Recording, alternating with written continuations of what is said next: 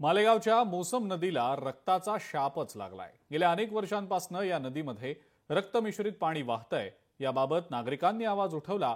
इतकंच काय तर अधिवेशनात सुद्धा हा मुद्दा तापला आणि म्हणूनच लोकशाही मराठीनं मोसम नदीची पाहणी केली।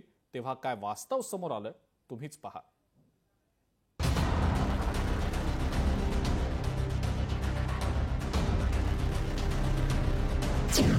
नदीला लागलेला रक्ताचा शाप संपेना।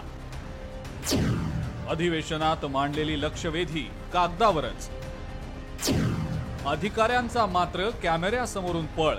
अवैध कत्तलखान्यांच्या माध्यमातून अशा हे पात्र अपवित्र करण्याचं काम होत असेल तर हिंदू धर्मियांच्या भावना यात भडकलेल्या आहेत आणि जातीय सलोखा त्या ठिकाणी कुठेतरी विस्कळीत होऊ शकेल अशी स्थिती तयार झालेली आहे। सूचना दिल्या पण 27 व्यावसायिकांवर कुठल्याही प्रकारची कारवाई झाली नाही। या विषयामध्ये या व्यावसायिकांवर आपण कारवाई करणार का?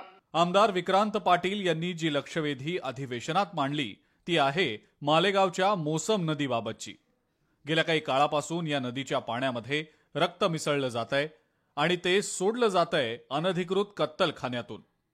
हाच मुद्दा सभागृहात तापल्यावर तरी परिस्थिती सुधारलीये का याची लोकशाही मराठीनं पाहणी केली।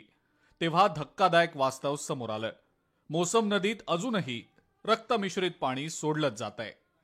पण आज मितीला सुद्धा रक्त सकाळी वाहत होतं आणि असा कुठल्याही प्रकारे कारवाईचा एक कुठलाही असा नमुना दिसून येत नाही किंवा प्रशासन काही त्याचं सोयरसूतक आहे। प्रशासन उदास आहे आणि महानगरपालिकेला काही घेणं देणंच नाही। विधिमंडळाने आदेश देऊन देखील जर काल आदेश दिले आणि आज सकाळी रक्तमिश्रित पाणी या मोसम नदीतून वाहत होतं, त्यावेळेस देखील पोलीस असतील, महसूल असेल, पर्यावरणाचे एमपीसीबीचे अधिकारी असतील हे कारवाई करत नसतील तर कुठेतरी मला वाटतं लोकशाहीच्या मंदिराचा आणि विधिमंडळाच्या आदेशाचा अवमान आहे। मालेगावमध्ये एकच अधिकृत कत्तलखाना आहे, मात्र नियम धाब्यावर बसवून उघड्यावर शेकडो जनावरांची अवैध कत्तल केली जाते।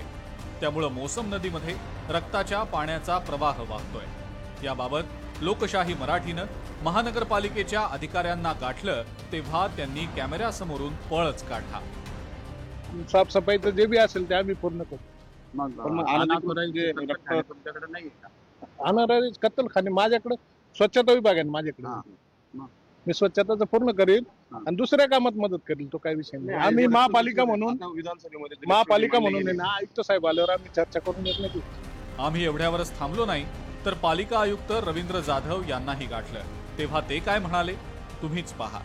अशा पद्धतीनं काही जर रक्तमिश्रित पाणी येतच असेल आणि जास्तीची समजा कत्तल झाली आणि ती आलंच तर येत्या 2 महिन्यामध्ये आमचा मलशुद्धीकरण कारखाना म्हणजे आमचा सिवेज ट्रीटमेंट प्लांट हा 2 महिन्यात आमचा सुरू होईल आणि बंदिस्त गटारीद्वारे हे रक्तमिश्रित पाणी त्या एसटीपी मध्ये जाईल आणि त्याची तिथं ट्रीटमेंट होईल आणि अशा पद्धतीनं ते रक्तमिश्रित पाणी इथून पुढे मोसम नदीमध्ये जाणार नाही। वर्षानुवर्ष रक्तमिश्रित पाण्यामुळे मोसम नदीचा श्वास गुदमरलाय। याबाबत सभागृहात लक्षवेधी मांडून सुद्धा रक्तमिश्रित पाणी थांबलेलं नाही। अजूनही नागरिकांच्या जीवाशी खेळ सुरूच असल्याचं दिसतंय। त्यामुळे निर्ढावलेल्या या अधिकाऱ्यांवर कारवाई करणं गरजेचं बनलंय।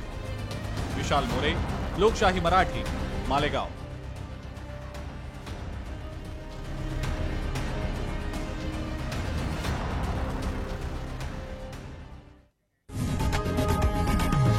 लोकशाही मराठी ऐका, पहा, जागरूक रहा।